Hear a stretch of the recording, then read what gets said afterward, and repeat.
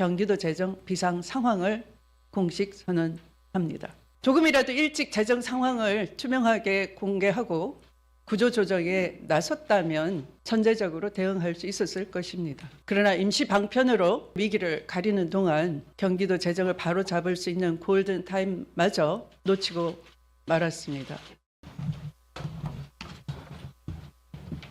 오늘은 좀 심각한 위기 상황을 말씀드리지 않을 수가 없어서 급하게 기자회견을 잡았습니다. 존경하는 1420만 경기도민 여러분, 경기도지사 주명입니다. 오늘 저는 도민 여러분께 반드시 알려드려야 할 경기도의 현실을 말씀드리기 위해 이 자리에 섰습니다. 최근 우리 경기도의 재정 상황이 심각하다는 이야기를 두고 이것이 일시적인 어려움을 과장하는 것 아니냐, 또는 민선 9기의 공약 사업을 추진하기 위한 명분을 쌓기 위한 것 아니냐, 이런 일부의 오해도 있다는 얘기를 제가 전해 들었습니다. 그런데 이는 오해이고 전혀 사실이 아닙니다. 지금부터는 경기도의 재정 위기 상황을 말씀 올리겠습니다. 우리 경기도는 새로운 공약 사업을 추진하기는커녕 이미 진행 중인 사업조차 온전히 유지하기 어려운 지경에 이르렀습니다.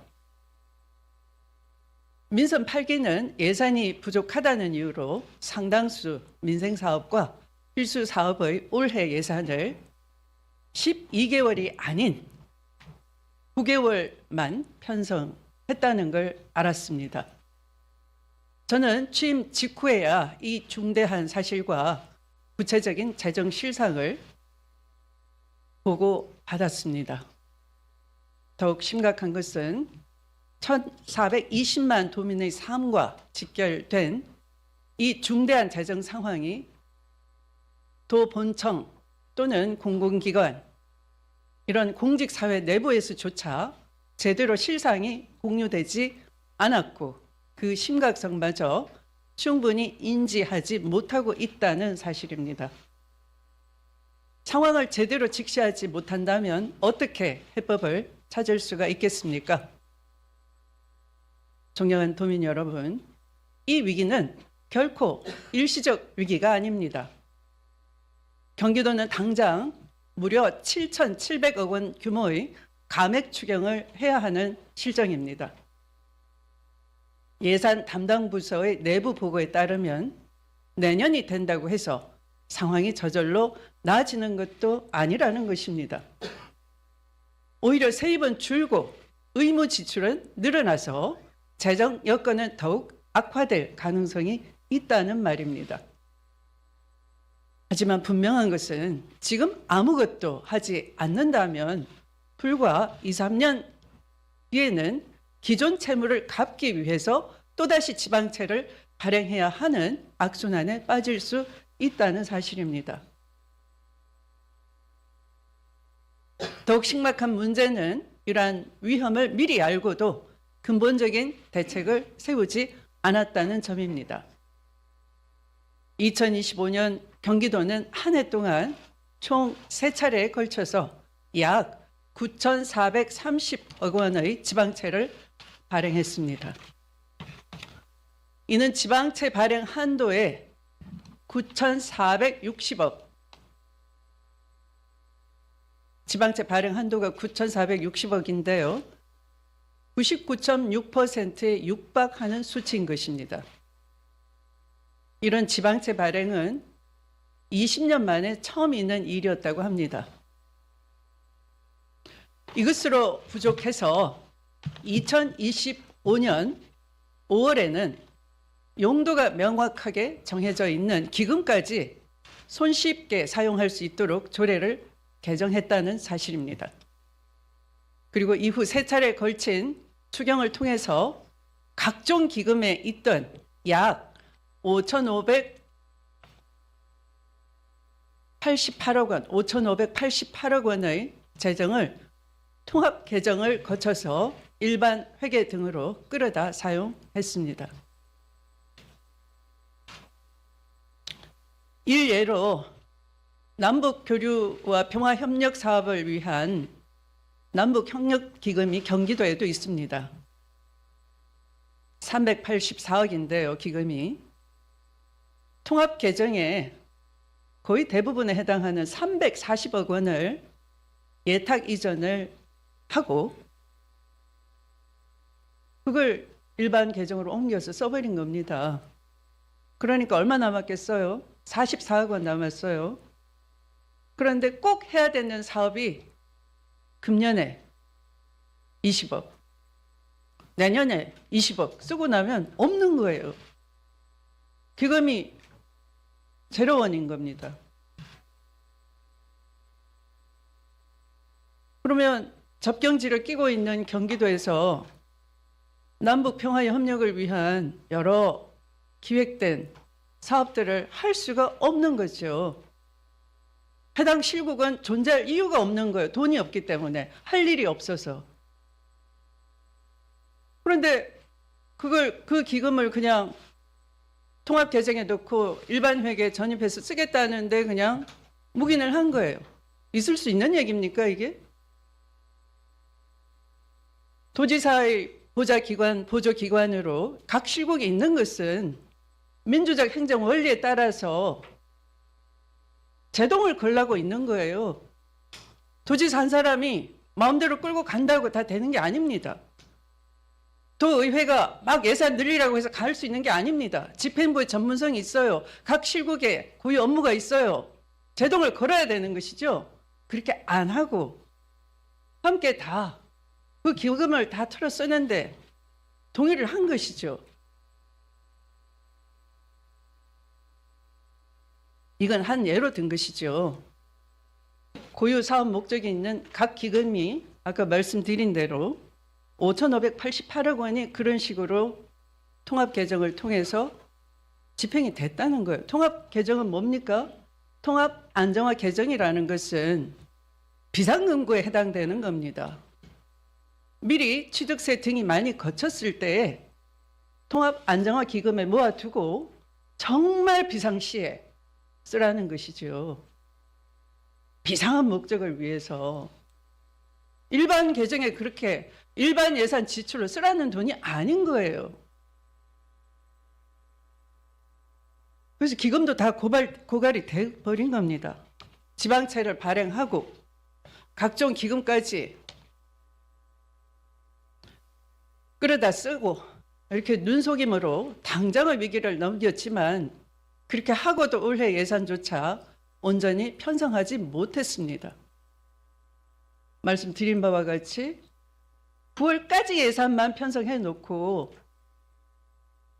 그러니까 지난해 예산안 통과시키고 금년 5월에 추경하면서도 그 추경 안에도 9월까지 예산만 포함됐다는 거예요. 그럼 나머지 석 달은 예산 없는 달이에요. 살림을 살지 않겠다는 거예요. 도정이 9월만 끝나는 겁니까? 10, 11, 12는 도정이 없는 겁니까? 이걸 뭐라고 해야 될까요? 미생 드라마 제목처럼 미생 예산, 미완 예산 아닐까요? 태어나지 못한 예산, 완전히 갖춰지지 못한 예산, 12달의 예산이 아니고 그냥 9달로 끝나는 미생 예산 아닐까요? 뭐라고 불러야 될지 모르겠습니다. 어처구니 없어서. 근데 그 대가는 고스란히 경기도민을 위한 민생 예산의 부실로 파악되고 있습니다. 제가 하나씩 대표적인 것만 예를 몇 개 들어 올리겠습니다. 노인 장기 요양 예산 약 1,234억 원이 예산이 없습니다. 소아응급 책임의료기관 육성에 들어가는 10억 원 예산이 없습니다. 반영되지 않았습니다. 친환경 우수 농축산물 학교급식 지원 예산 약 34억 원이 빵꾸가 났습니다. 없습니다. 경기도 산후조리비 지원금 약 80억 원이 예산이 반영이 되지 않았습니다. 도교육청 유초 중고등학교 급식비 지원 약 584억 원이 예산이 반영되지 않은 채 있습니다. 예산서에 그게 없어요. 가족 돌봄 수당 지원 약 14억 원이 없습니다. 농작물 재해보험, 지금과 같이 폭염에 농작물 폭염 피해가 엄청나지 않을까요? 예견되는 일 아닙니까? 올해는 엘니뇨 현상으로 극히 더울 것이라는 게 예상되지 않습니까? 재해보험 가입 지원 약 29억 원 예산 반영치 않았습니다. 시내버스 공공관리재 운영 지원 예산 약 291억 원을 비롯한 필수 민생 사업은 이렇게 10월부터 11, 12 석 달치 예산은 아예 편성조차 못했다는 것입니다. 이렇게 마른 땅에 풀 한 포기조차 남기지 않은 것이죠. 더 이상 끌어다 쓸 재원도, 더 이상 위기를 미룰 여력도 전혀 남아있지 않다는 것입니다. 조금이라도 일찍 재정 상황을 투명하게 공개하고 구조조정에 나섰다면 선제적으로 대응할 수 있었을 것입니다. 그러나 임시 방편으로 기금 끌어다 쓰고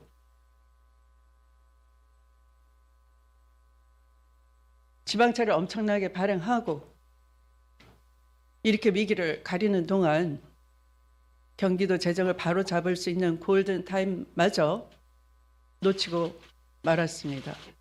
존경하는 경기도민 여러분, 시간이 흐른다고 경기도 재정 상황이 저절로 좋아지지는 않습니다.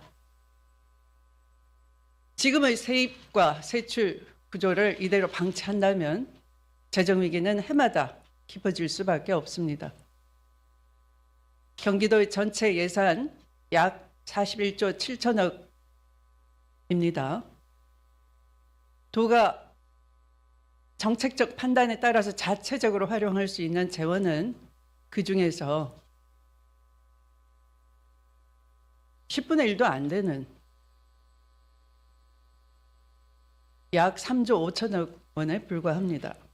나머지 대부분은 복지사업, 국비 매칭 사업, 시군에 주는 조정 교부금처럼 사용처가 정해져 있고 부담 규모가 이미 법으로 정해져 있는 돈들입니다. 많은 분들께서 우리 경기도가 서울과 마찬가지로 재정 여력이 충분한 지방자치단체 아니냐 이렇게 쉽게 생각합니다. 그러나 서울과 경기도는 세입 구조부터 근본적으로 다릅니다. 서울시는 개인과 법인의 지방소득세 등 비교적 안정적인 세입을 가지고 있습니다. 그런 반면에 우리 경기도는 지방소득세가 없습니다. 또한 경기도는 보통 교부세조차 받지 못하는 이른바 불교부 단체입니다. 중앙정부의 지원을 못 받는다 그런 얘기입니다. 전체 도세의 절반 이상을 부동산 거래에 따라 크게 변동하는 취득세에 의존하고 있습니다. 부동산 거래가 줄면 경기도의 재정 여력은 급격히 위축될 수밖에 없습니다. 실제로 경기도의 취득세 수입은 2022년 약 11조 원이었습니다만 올해는 약 8조 원에 불과합니다. 그러니까 30%가 감소된 것입니다. 그런데 그나마 기대했던 3기 신도시 개발에 따른 취득세 수입에도 적신호가 켜졌습니다. 왜냐하면 공공임대주택 비율과 LH가 직접 개발 방식을 직접 하겠다라고 하면서 당초 약 6,500억 원으로 예상이 됐던 취득세 수입은 2,300억 원 수준으로 65% 정도가 줄어들 것으로 보입니다. 신도시가 들었으면 경기도는 교통과 소방에 또 복지와 기반시설 확충에 막대한 비용을 부담해야 하는데 정작 개발에 따른 세입 확충은 기대에 크게 미치지 못하는 것입니다. 기업을 유치해도 마찬가지입니다. 경기도가 반도체를 비롯한 첨단 산업을 유치하기 위해 전력과 용수, 교통망 확충에 행정적, 재정적으로 막대한 자원과 투자를 해도 기업 활동으로 발생하는 법인 지방소득세는 시군에 귀속되는 것입니다. 경기도는 단 한 푼도 받을 수가 없는 구조입니다. 이처럼 경기도는 개발과 기업 유치에 필요한 비용은 부담하면서도 그에 따른 세수는 전혀 확보하지 못하는 불균형한 구조에 놓여 있습니다.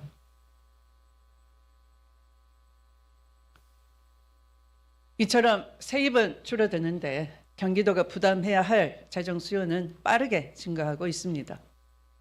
현재 경기도의 복지 예산은 전체 예산의 약 49%에 달합니다. 지금 같은 증가세가 이어진다면 머지않아 전체 예산의 60%에 이를 수가 있습니다. 2022년 이후 경기도 전체 인구는 약 30만 명 증가했습니다. 그런데 65세 이상 고령 인구는 22년도에 190만이었던 것이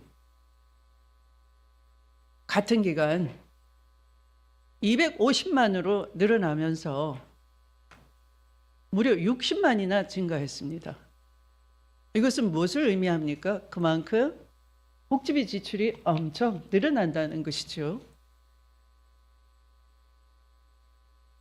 이렇게 5년간 고령인구 증가율이 연평균 6.8%입니다.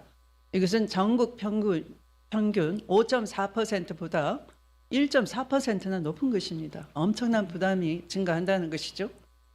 이렇게 대규모 인구 유입과 고령화로 인한 복지 수요가 앞으로 더 크게 늘어날 수밖에 없는 구조인 것입니다. 재정 수요를 충분히 감당할 수 있는 경기도 재정의 정상화가 절박한 이유입니다. 그렇다고 결코 우리 경기도의 미래를 포기할 수는 없습니다. 지금의 위기를 숨기거나 다음 세대에 떠넘기지 않아야 하는 겁니다. 그래서 도민 여러분께 제가 있는 그대로 보고 드리는 이유도 여기에 있습니다. 저는 경기도의 구조적인 재정 문제를 해결하기 위해 최근 기획예산처 장관을 직접 만나 제도 개선을 건의했습니다. 그 건의가 당장 반영될 수도 없고 아마 많은 토론과 논의를 더 수렴해야 될 것으로 보입니다. 또한 경기도 의회를 찾아서 재정의 실상을 설명하도록 했고 또 지난번 도담소에서 도의회 의장단과 각 상임위원장들을 초대를 해서 함께 노력하고 위기 극복을 해내자 이런 공감대도 이뤄냈습니다. 그렇다고 중앙정부의 제도 개선만 기다릴 수도 없고 경기도만의 힘으로 이 위기를 해결할 수도 없는 것입니다. 우리 경기도 의회와 31개 시군 또 1420만 도민과 모든 공직자들이 원팀이 돼서 경기도 경제 공동체가 이 위기를 극복하기 위해서 현실을 올바로 직시하고 함께 힘을 모아야 할 때입니다. 이에 저는 오늘 2026년 8월 5일 이 시간부로 경기도 재정 비상 상황을 공식 선언합니다. 더 늦기 전에 재정을 바로 세우고 도민의 삶과 경기도의 미래를 지키기 위한 불가피한 결단인 것입니다. 도지사인 저부터 책임을 다하겠습니다. 도지사를 포함한 고위공직자부터 본을 보이도록 하겠습니다. 첫째, 도지사와 고위공직자의 각종 업무 경비를 감액하겠습니다. 불필요한 지출을 줄이고 강도 높은 세출 구조 조정을 즉각 시행하도록 하겠습니다. 둘째, 낭비성 예산의 편성과 집행을 전면 중단하겠습니다.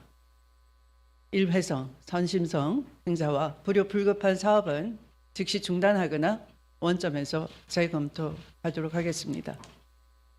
이미 불필요한 행사에 대해서는 중단을 지시한 바 있으며 이러한 행사에는 참석치도 않을 것입니다.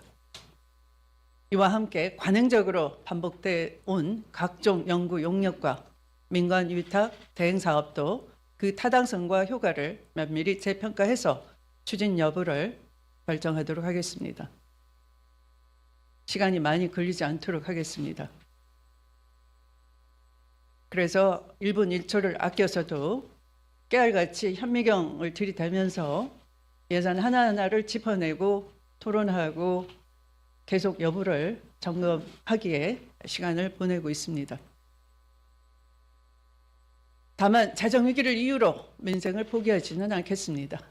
우리 도민의 생명과 안전, 취약계층 보호 등 반드시 확보해야 할 예산은 끝까지 지키도록 하겠습니다.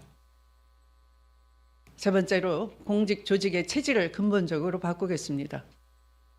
도지사 직속의 참모 조직부터 엄격하게 재정비하겠습니다. 모든 실국과 공공기관 간의 칸막이를 없애고 인력을 최대한 효율적으로 재배치하겠습니다.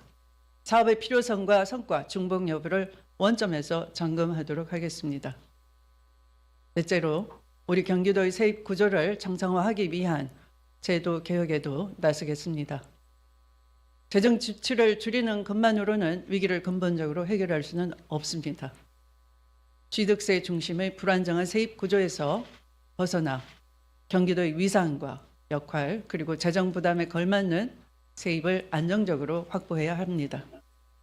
지방 소비세 확충과 기업 유치에 따른 세수의 합리적 배분, 국고 보조 사업과 과도한 지방비 부담 개선을 국회와 정부에 강력히 요구하겠습니다. 존경하는 도민 여러분, 지금 경기도정은 지방자치의 존립과 경기도의 미래가 걸린 중차대한 갈림길에 서 있습니다. 재정위기가 하루아침에 시작된 것이 아닌 만큼 이를 바로잡는 데에도 적지 않은 시간과 고통이 따를 것입니다. 그러나 그 고통을 사회적 약자와 서민의 삶에 떠넘기지는 않겠습니다. 불필요한 곳에서 먼저 줄이고 더 큰 책임이 있는 곳에 더 많이 감당하도록 하는 공정한 재정개혁을 추진하겠습니다. 저부터 가장 앞에서 최선을 다하겠습니다. 경기도와 경기도의회 31개 시군이 함께 협력하여 해결하도록 하겠습니다. 1420만 도민께서도 함께 힘모아 주시기 바랍니다. 지금의 어려움을 미래 세대의 빚으로 넘기지 않기 위해 더 나은 경기도를 위해 새로운 전환점으로 만들도록 하겠습니다. 경청해 주셔서 감사합니다.